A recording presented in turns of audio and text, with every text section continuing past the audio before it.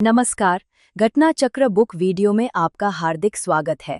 आइए प्रारंभ करें इस यात्रा को, जहां हर विषय वस्तु को हम सरल, स्पष्ट और परीक्षा उपयोगी ढंग से प्रस्तुत करेंगे। अपने एक्सेल शीट्स को बेहतर बनाना है ना? आज हम एक ऐसे टूल की बात करेंगे जो सच में किसी भी मेसी शीट को एक प्रोफेशनल डॉक्यूमेंट बना सकता है, और वो है एक्सेल का फॉर्मेट मेन्यू। तो चलिए देखते हैं।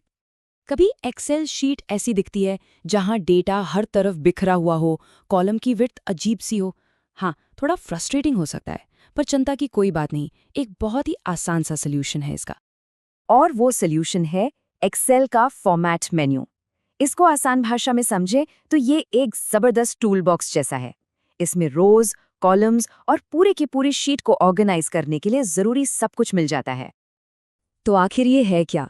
बिल्कुल सिंपल शब्दों में ये एक मेन्यू है जिसमें एक्सेल वर्कशीट को फॉर्मेट करने के सारे ऑप्शंस होते हैं। समझ लीजिए कि ये एक कमांड सेंटर है जहां से शीट का पूरा लुक एंड फील कंट्रोल होता है। ठीक है, तो चलिए इस टूल बॉक्स को खोलकर देखते हैं। सबसे पहले बात करते हैं रोज को कंट्रोल करने की, मतलब डेटा को थोड़ी सांस लेने की जगह कैसे दे। यहाँ 3 मेन ऑप्शंस मिलते हैं। पहला है हाइट, इससे कस्टम हाइट सेट कर सकते हैं। फिर आता है ऑटो फिट, जो कमाल का है, ये कंटेंट के हिसाब से हाइट को ऑटोमेटिकली एडजस्ट कर देता है। और आखिर में है हाइड, जिससे उन रोज को थोड़ी देर के लिए हाइड कर सकते हैं जिनकी अभी जरूरत नहीं है। तो रोज तो अब अच्छी दिख रही हैं। चलिए अब कॉलम्स की तरफ बढ़ते हैं। यहाँ से असल में इंफॉर्मेशन को स्ट्रक्चर करना शुरू होता है। बिल्कुल रोज की तरह ही यहाँ भी एक कस्टम विड्थ सेट कर सकते हैं।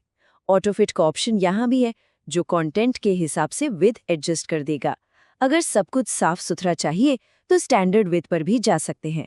और हाँ, हाइड और अनहाइड के ऑप्शंस तो हैं ही। तो जरा हाइड और अनहाइड को अच्छे से समझते हैं। ये फीचर बहुत बहुत काम का है। हाइड से सिलेक्ट किए हुए कॉलम्स छुप जाते हैं। सोच के देखिए, प्रेजेंटेशंस के टाइम प्राइवेट डेटा को हाइड करना कितना आसान हो जाता है। और जब वो डेटा वापस चाहिए तो बस अनहाइड यूज कर लीजिए। सिंपल है ना? पर बहुत पावरफुल। अब आते हैं इस टूल बॉक्स के आखिरी सेक्शन पर, जिसमें हम पूरी वर्कशीट को मैनेज करने की बात करेंगे। चलिए देखते हैं कि पूरे वर्कस्पेस को कैसे ऑर्गेनाइज किया जा सकता है। यहाँ कुछ बहुत बढ़िया फीचर्स है। रीनेम यूज करके शीट टैब को एक अच्छा सा नाम दे सकते हैं। पूरी शीट को हाइड और अनहाइड भी कर सकते हैं। और थोड़ा फन एलिमेंट ऐड करने के लिए एक कस्टम बैकग्राउंड पिक्चर लगा सकते हैं, या फिर पहचान के लिए टैब कलर चेंज कर सकते हैं। इससे वर्कबुक में नेविगेट करना कितना आसान हो जाता है ना? और हाँ, ये फीचर शीट लेवल पर भी काम करता है। पूरी की पूरी वर्कशीट को हाइड किया जा सकता है और जब जरूरत पड़े तो अनहाइड कर सकते हैं। वर्कबुक को साफ सुथरा रखने और इम्पॉर्टेंट इन्फॉर्मेशन पर फोकस करने का ये एक और बेहतरीन तरीका है। तो काफी कुछ कवर हो गया है। चलिए एक छोटा सा रिकैप कर लेते हैं ताकि ये सारे टूल्स अच्छे से याद रहें। तो ये रही एक क्विक चीट शीट। रोज के लिए याद रखिए हाइड, ऑटोफिट और हाइड। कॉलम्स के लिए विड्थ, हाइड और अनहाइड। और पूरी शीट के लिए रीनेम, हाइड, अनहाइड और टैब कलर। चाहे तो इसका एक स्क्रीनशॉट ले सकते हैं, रेफरेंस के लिए बहुत काम आएगा। बस हो गया।